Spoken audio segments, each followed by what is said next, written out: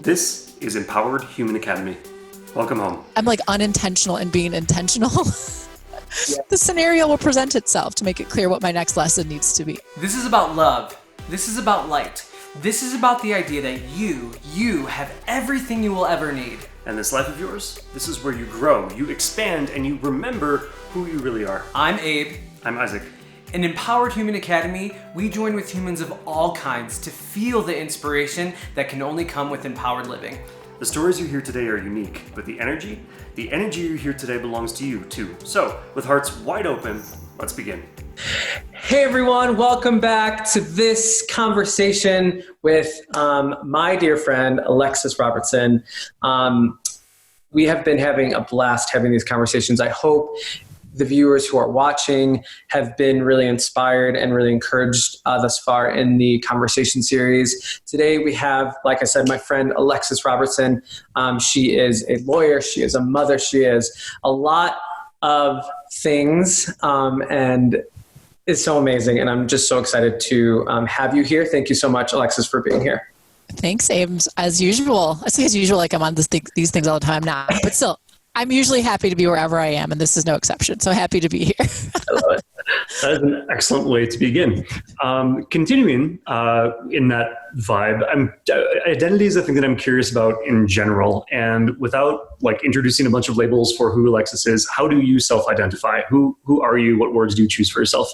You know what's funny? As Abe was saying that, I was like, I am those things, but I actually don't identify really with any of them, which is, I think, really unusual because for a lot of women, you identify as I'm a mother, I am a wife, and then for me, I am a lawyer. So these are all things that are a part of my life. I don't strongly identify with any of them, which I think is unusual. I mean, I'm Alexis, I'm myself. I of course identify with me, but when it comes to describing who I am, I tend not to identify by leading with my roles in life because they're just a part of my life. They're not me.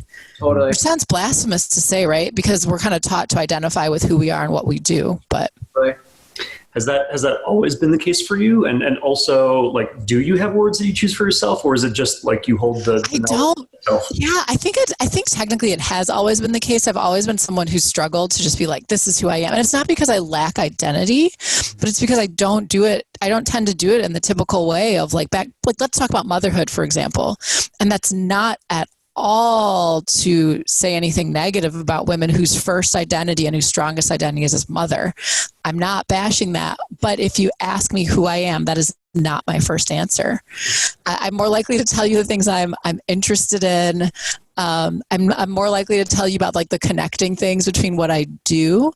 But often the way we elicit the question or even ask the question doesn't even make space for that answer because what you're expecting me to say is, I'm a woman, I'm American, I'm a mother, I'm a lawyer, but in terms of who I am, can I really say any of those things are me? No, I can't. Sorry, that's getting super weird and out there, just jumping right in, but it's true.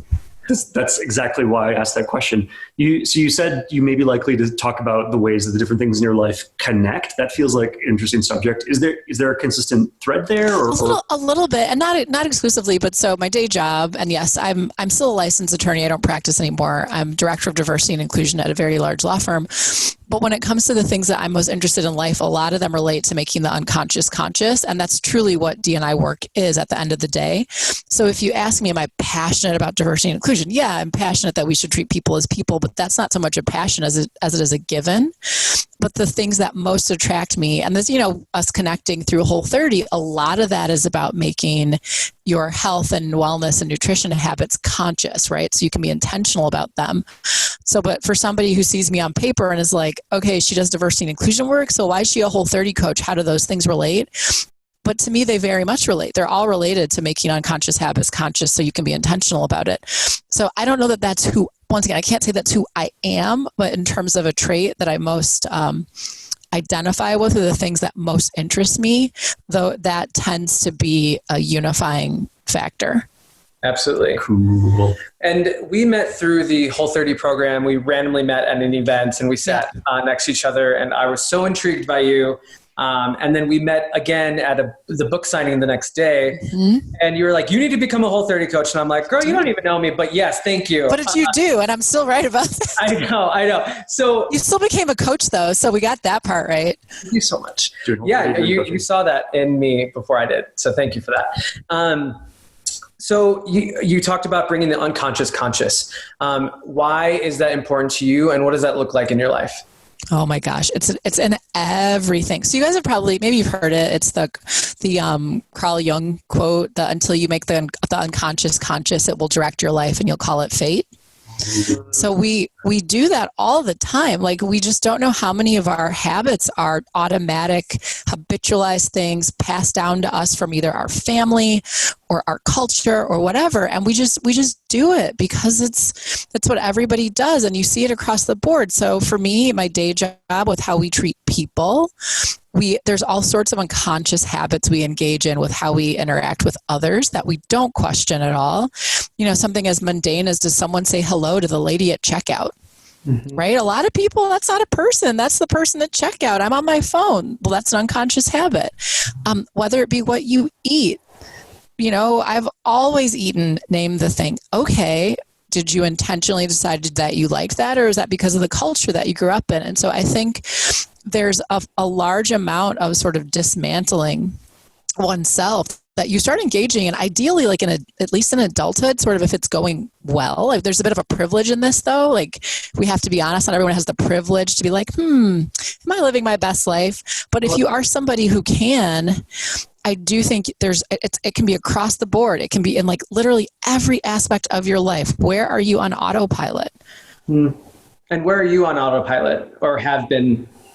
Less and less. So a big one for me really was nutrition and my own health. I think that got me on the path. As you maybe remember, I was a vegetarian for about 15 years, and I did that because of the animal welfare aspects, which I still very much believe in, but I had no understanding of, the more biological, the hormonal, the way and things that I sort of taken as being true, taken as being healthy. For example, it's all about calories. Doesn't matter what you eat. It's just calories. I didn't examine that because that's what I'd heard. And so for me, I had my own health stuff, which caused me to have to find information, to have to be intentional. Am I actually doing the things that most support my health? That wasn't ever a question I'd asked before, say, the age of 25, 26, or maybe I did in like a really superficial way, like I read Cosmo magazine kind of way.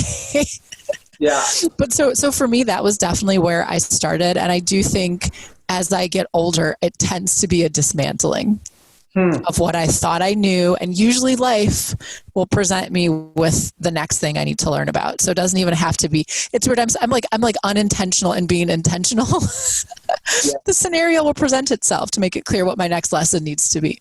Totally. And I've learned that everyone has such a unique approach to dismantling their beliefs or reconstructing. What has your process been like? Maybe can you share a bit about your highs and lows of maybe learning how to become healthier or more passionate about your mental health? So I do tend to be a person who goes all the way into something when it's new for me. So now, partly with my own well-being, I had severe hormonal issues that nobody was telling me how to fix, so I just had to figure it out. But I eventually, for whatever reason, as I'm trying to figure out what's happening in me physically, I almost feel like I hit this no stone unturned. And some people don't like that. Some people, I want to know how. I might not remember, but I want you to tell me the biochemical mechanisms that are working like that. That's compelling to me. So when something's new to me, I do tend to go all in, whether that be with same thing with pregnancy and childbirth.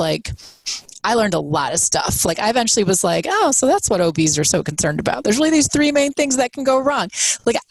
I will take in a lot more information, and that's probably the same side of me that was well suited to be a practicing lawyer, at least when I was. Yeah. Same thing with the home buying process. There was a while there where if you wanted to know about mortgages or refinancing or the best homes in Oak Park, Illinois, I could tell you, right? I could probably go toe to toe with any realtor, but eventually once I get what I need out of that, and learn what I need. I, of course, keep the highlights, but I don't always stay. So I am a person who tends to go all in because I personally find it interesting. Because I become passionate about it. It's not because someone has made me. That can be very intimidating for certain personality types. That's not for everyone, but and so I don't even, like, I wouldn't call it a low in any way. It's just who I am. And we live in an information age where the scary thing for a lot of people, but also the empowering thing is all this information's at your fingertips. Totally. So are you going to take advantage of it? Totally. I'm curious about the all-in tendency with or compulsion or drive with the conventional, way that work tends to work in our society. And I know all the things that you've told us so far about how you identify or don't identify with different labels and things. But given that you like to dive all in on a subject, get what you need from it, and then move on, how do you keep momentum with what you like your day job, if I can put it that way? Yeah. Well, it ends up being a kind of passion. So one of the reasons why I don't practice anymore is it turned out that wasn't something I was passionate about. And I think I was perfectly fine at being a practicing lawyer. So I did that for about 7.5 years. But the thing with my current day job is my external interests and passions do drive this job. Cool. So they complement each other. And so I actually something I'm really obsessed again with. I've been obsessed with it in the past, but that came back on my radar. Literally, it's like a commercial, but like emotional agility, Susan David. So I read this book, I don't know, maybe 2 years ago, give or take. Caught her on a podcast recently. So now on LinkedIn, I'm doing a little breakdown series about emotional agility. To a lot of people, diversity and inclusion, emotional agility, how does that go together?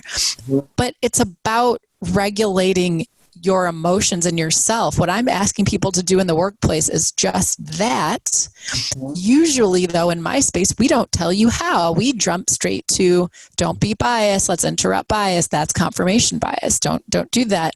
And so for me, I've found a way to pull in most of these external passions and interests into my day job. They might have to be wrapped up differently. They may need different language.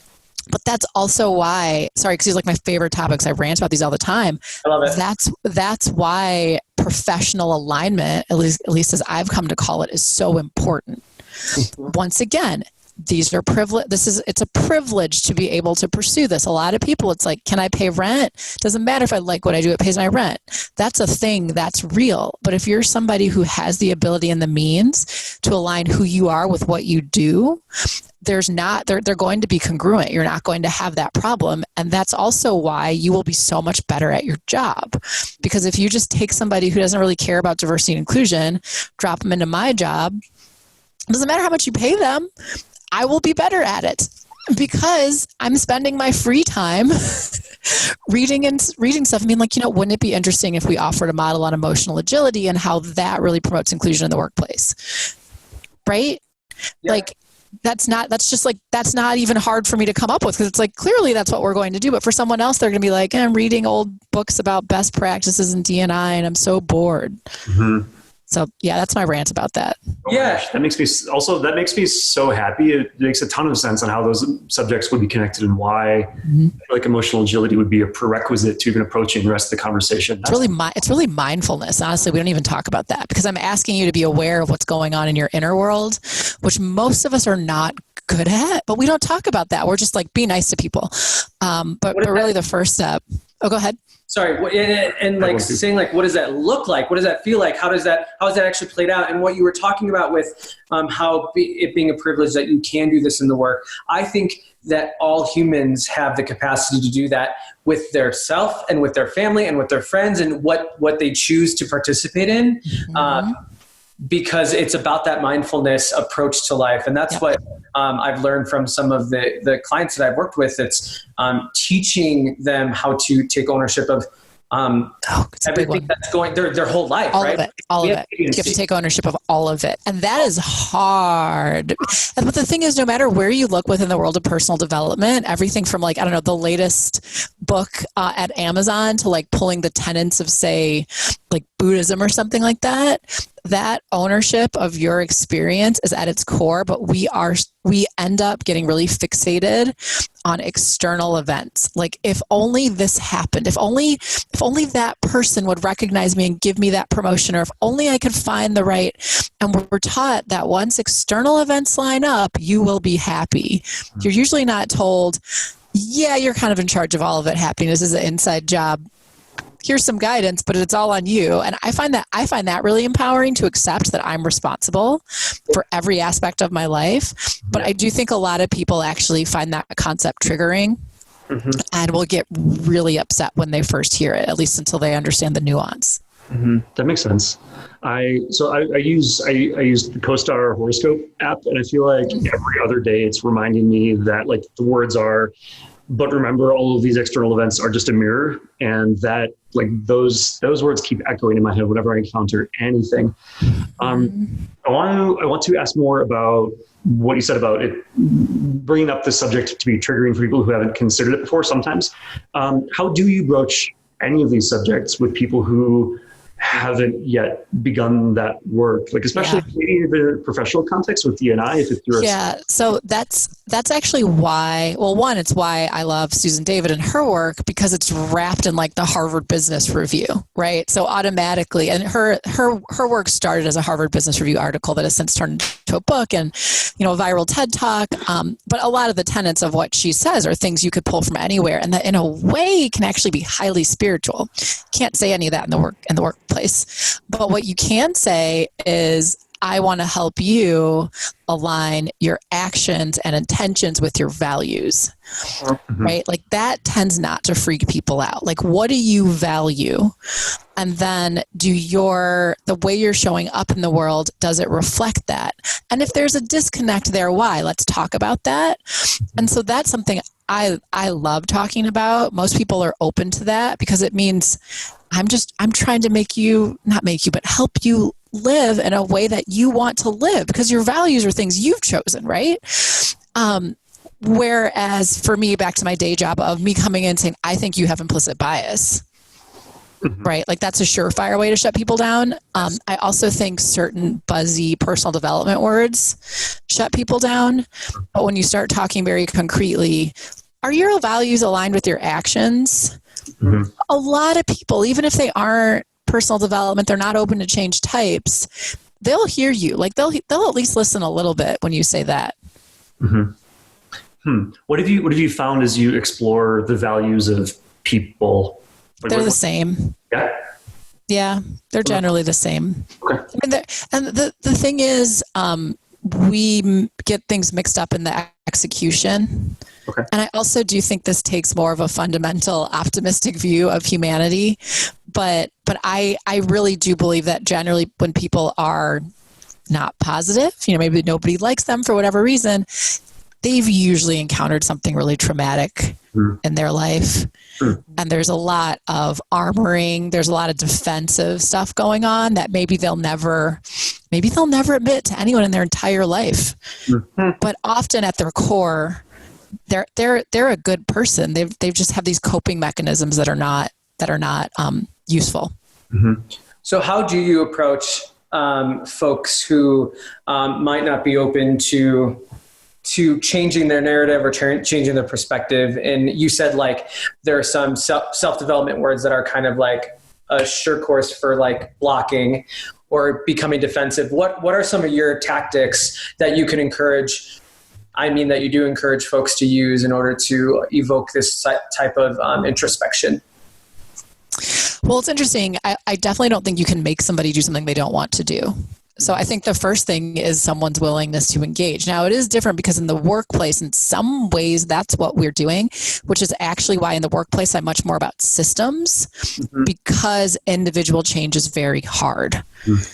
I'm not saying that we shouldn't have those discussions in the workplace. We should. But at the end of the day, I'd rather implement a system to guide your behavior than try to make you change who you are. But in more of the, like, the outside world, I do think you have to wait until someone's willing to change. And for some people, that is a rock bottom of one or another. And I know, Abe, like you've shared kind of what your rock bottom was, at least with your health journey, with the heart attack scare. And I didn't know you then or the time before that, but how much would you have heard someone if they wanted to talk to you or at you? And like, would you have heard them?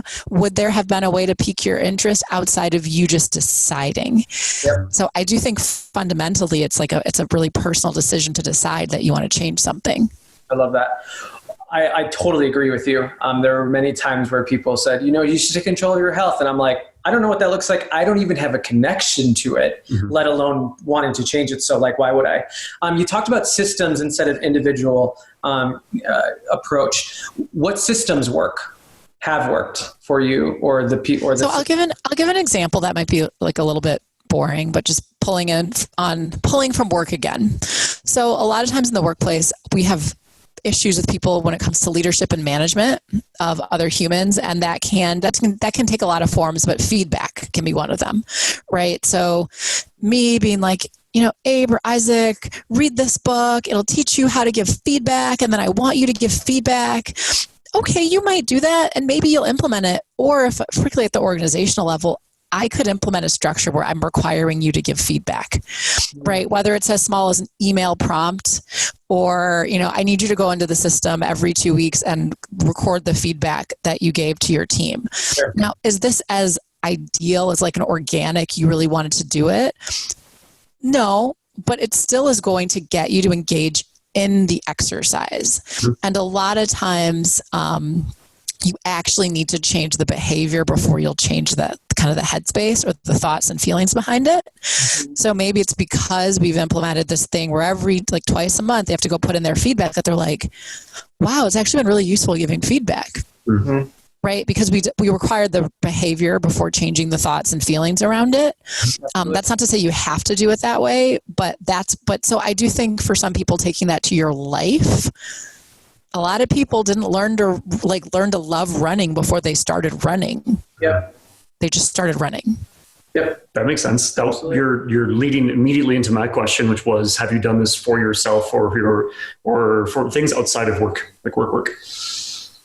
Yes and no. So because I'm so information based, actually, are you guys familiar with Gretchen Rubin and the 4 tendencies? I am, but can you share a little bit about that? Yeah. So Gretchen Rubin, a lot of people have heard of the Happiness Project. So she's the author of the Happiness Project. She's also a lawyer turned writer, but she's developed this framework that actually grew out of, oh my gosh, it's one of my favorite books. I'm totally blanking on the name. Oh, it's Better Than Before. It's a book about habit change, where she identifies 4 ways in which people typically respond to outer expectations and to inner expectations. And there is the upholder, that's sort of the goody two shoes, like whether the teacher asked me to do it or whether I want to do it, I'm going to do it because I just follow rules. There's the questioner. So the upholder responds to both outer and inner expectations. There's the questioner, which is what I fall into. If you give me like the reasons behind it, I'll generally do it, whether it's for myself or for someone else. But if I don't think it makes sense, I'm probably not going to do it. Mm-hmm. For either. You have the upholder. They are really good about outer expectations. If someone's relying on them, they will do it. If they just need to do it for themselves, they probably won't do it. And then you have the rebel, who doesn't really care about their own internal or external. They're like, I just don't like that someone is making me do something. But so for me, that's really helpful framework because I am the questioner. And once I get good reason, I will do it. Mm-hmm. Like, it's done. And that's really weird for a lot of people. Like, I'm really good at abstaining from a lot of behavior because it makes sense to me. Why did you do? Wasn't that hard? I was like, well, no, I read that such and such is terrible for you, so I stopped. You know what I mean? Like I'm also I get up really early in the morning. Isn't it hard to wake up early? Well, no, it's more practical for me because I get stuff done, so I just do it. So in some ways, I am like the worst example for a lot of people because I don't have a lot of internal resistance to change. Mm-hmm. If it makes sense, I will do it. And eventually, like certain things, aren't ideal. Like there may be a few weeks before I really develop whatever that new thing is. But ultimately, if it's something very important to me, I'll just do it. Absolutely. I love that. What are some things that you've just done and are consistent parts of your patterns and healthy living? Okay. Oh, this isn't healthy living, but I'll share about this anyway. So I randomly ended up in a mastermind group. Don't ask me why. I was working to launch a podcast for work, and I got connected to somebody who had a podcast, and he was like, "Oh, we have this mastermind. You want to join it? It's like today." And I was like, "Sure," And so there were only 4 or 5 people on it, but you were supposed to present them with a challenge that you had. And I don't even think of my life in terms of challenges. There's just either what I'm doing or what I'm not doing. But this guy knew that I was going to launch a podcast, and it's a little bit of work to launch a podcast. And he was like, "Alexis, I thought you would list the podcast as your challenge." I was like, no, Chris, that's done. Like, that's already done. And was it done? No. Had I done any part of it? No. But I was like, I've decided I'll be doing the podcast. So the podcast is done. I don't need to talk through that. And I think I ended up talking to the group, like my challenge, even though I didn't see it as that, was post coronavirus shutdown. I found myself like just indulging more in various like sweets. So my priority was cutting that out, which I did, but I viewed that more as like something I was focusing on than like launching this big thing I'd never done before. Just because I decided like the podcast was happening and it had to, that was done already. Totally. Have there been any times in your personal life career that you've been fearful of starting something big like this podcast, or maybe joining a new firm, that you kind of had to work through fear? So leaving practice was a big deal. Definitely recall sitting down. So this was about 5 years ago with my husband, and just that nuts and bolts discussion. My transition between being a practicing attorney and my current job was I was a legal recruiter for a couple of years, and recruiters are paid like real estate agents, which means your compensation is going to be all over the place. And somebody who'd worked in large law firms, like pretty well compensated consistently for a long time, that was a big deal for our family. And so it was definitely scary. I think I minimize it now because it was so clearly the right choice.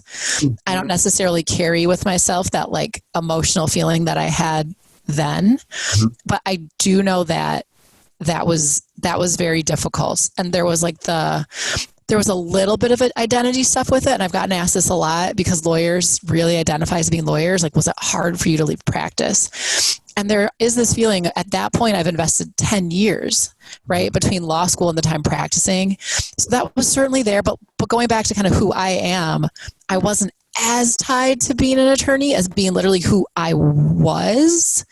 But all of those things were definitely, it was a big deal. And there was also that feeling of like, all right, what if I'm terrible at this job? Can we keep our house? Like, it can get really real really fast when you make certain decisions like that. So I can look back now and be like, it was fine. But no, at the time that was hard. And I do think as much as I'm pretty decisive, there's certainly, personal, emotional, whatever things that I've gone through that are hard. Like having kids is hard. Having a baby and realizing this is it and things won't get better for 3 months, 6 months, 2 years. Here's some real reckoning that, and we talk about it more now, but we still don't even talk about that a lot. So yeah, it's hard stuff. Yeah, for sure. I believe you. It sounds, so I found for myself and talking to different people, everyone has a different kind of relationship between or with like wrestling with questions and then just like shouldering through the work that comes afterwards. And you've kind of given me a sense of how you fall in that spectrum. And it sounds like you're usually pretty clear on questions once you have the data. But like, are there questions that you have to spend time with, or do you have an immediate sense given the data of most things? Like what? Yeah. That's really interesting. Let me think. Okay. So I'll go back to when I left practice. I think I've actually changed a bit since then, and I've learned to trust whatever my like intuitive sense is. So I struggle a bit less with questions, but at the time, and I joke, but I think it's true that like the universe conspired to help me make the right decision. I thought what I wanted to do was go in-house, and I ended up working with a career coach from my former law firm who offered that service to their alumni. And he looked at me and was just like, Alexis, you are not happy. What are you doing? Right? He was just like, you're wired to make the best of whatever situation you're in.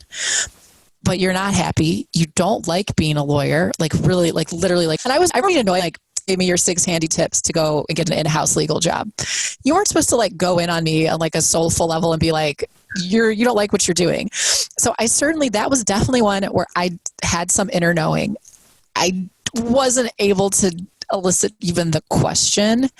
And this person showing up and giving me a shove to what deep down I knew, and to even ask the question, are you happy? Because I do think we're often looking for permission from others as to what to. So since that time, and I'm sure there's other examples, and there's steps I've taken, like developing a meditation practice, as like cliche as that sounds, but it's been really game changing for me, has helped me listen more to myself so that I don't have to grapple as much with either the question or the answer, because I can just kind of hear, as weird as that sounds, I can just kind of hear what I need to do. Yeah, no, that makes sense to me. And I have a few more questions before we wrap this up, but we've talked about your kind of emotional intelligence journey. Can you kind of share with our listeners a bit about your journey as it pertains to your self-development and personal growth? Okay, I don't even know where to start on that. Okay, so for me, yes, Black woman in America. But I'm a Black woman in America who grew up in Wisconsin. I went to predominantly white schools. I was also an overweight kid up until like college. And I definitely think who I am and how I interact with the world was very much crafted by that experience. Like, I'm a really strong communicator because I think I had to be, right? Like, I was different. I was othered in so many ways that, at least at the time, that's how it felt to me, that if I couldn't relate to you from a communication standpoint, how are we going to make this work? So that definitely developed my communication skills, but I think that put in me this people pleasing, this I want people to like me. Like, what do I need to overcome? And probably a chip on my shoulder about like good enoughness but for whatever reason, as I've gotten older, despite saying all that, I never really doubted my self-worth, which I don't know if that's like a lucky thing or my parents imbued that in me or whatever. So I've had my layers of stuff while still not fully doubting myself. But those things that were coping mechanisms, which is how it works for everybody, they ultimately become your superpower, right? Like the fact that I'm so highly communicative and can translate, particularly now what I do, like talk about race and whatever, is really powerful. But I still had to do more work, which I think a lot of that's happened since having kids, in terms of becoming more intentional about how I treat myself, how I listen to myself. And this is like it's like a personal development, like word vomit, where I'm just like, blah, all the personal development things. But that work happened later. I would say post-children, within the last 5 years. I definitely had a time where it was just like, I'm focused on having a job. I'm focused on keeping these small kids alive. Like, I don't have time to like navel gaze here. But within the last 3-4 years, back to the why having a meditation practice has been game changing, I've really been surprised at how much that has truly been a vehicle. And then also depending on the people who've come into my life, like I've had some just other like friendships and relationships with people that have also really taught me things, like whether it be for good or for bad, that have helped kind of elevate and I guess, I don't know, just push that process along. I love that. So I asked these 2 questions at the end of each conversation. I wish we could talk for hours, but we'll leave your information and your Instagram and stuff in this video. But what does an empowered Alexis look like and feel like? Oh, she just listens to herself and she's nice to herself. I mean, that's about it. Like, it's super, and also whether it's empowerment, but I said it before, I'm very much into alignment. Like, I think success for me is having who I am, like whatever you want to call it, on a soulful, highest self level manifesting in my life. Like, where those things are a 1-to-1 match. And can I say that they're a 100% match right now? I don't know. Probably not. I want there to still be some work to do, frankly. But they're much more in alignment than they were, say, 5 years ago or 10 years ago. And a big part of that for me certainly has been getting the professional alignment, because no matter what you do, it's probably taking up a whole lot of your time. So it's important you can be yourself while you're doing it. But then also, not to pander too much to the host of this show, but like friendships with people who are on the similar journey definitely helps. But ultimately, empowered me is me listening to me. In my empowerment coaching, I try to give my clients practical tools to practice. What does your practical tools look like in your life to feel aligned with yourself? There's a lot, but one big thing that jumps to mind that I had to work on and that most people need to work on is the voice in your head. And how do you talk to yourself?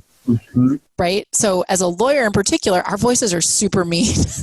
Okay. Right? Like you send an email and you're like, oh my God, the comma's in the wrong place. And that voice is like, it's because you're an idiot. That's why. Right? So is that voice in your head? Is it compassionate? And I have had a marked change over the past few years at that voice. She is not mean. She is nice to me and she's compassionate to me. And it's very rare now that I have a harsh inner voice. So I think that's a big one. And before you can even change it, you need to notice it. So back to where we started, making the unconscious conscious. Just notice it. Just listen to it. How do you talk to yourself? Although I did hear this disturbing thing that certain people don't talk to themselves. Like there's a certain type of personality that like sees in images or something. Yes. It's like 2% or 3% of yeah. So I don't know. I'm not sure. That's a different, but for the rest of us who do have narrative discussions with ourselves, what does that voice sound like? That is so important. Start noticing it. Can it be kinder? And at the end of the day, everything I think relates to creating a space, creating a pause. Back to me talking about emotional agility between what's happening in the world and your response. Ideally, it's a response and not a reaction, but paying attention to that narrative, to that voice.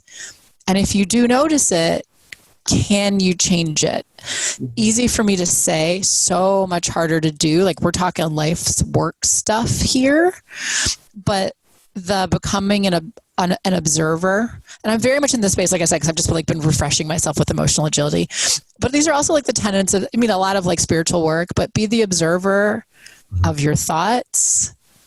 You're not actually the thinker, which is crazy to hear. You're the one observing the thoughts. You're the one observing the voice. Yet you're also controlling it in a way. So anyway, but that's a big one. I would start just how do you talk to yourself? Can it be kinder? Can it be more compassionate? Incredible. Final question. What do you know is true? What do you know for certain? Ooh, this is such a good one. Okay. So a couple things that I have started to adopt, and this is hard and we're not going to have time to unpack it, but I really am coming to believe what's true is always true. And that has really big implications for just the idea of love. And so some people, once again, they're going to be upset about this, but I think to truly love something means you will always love it.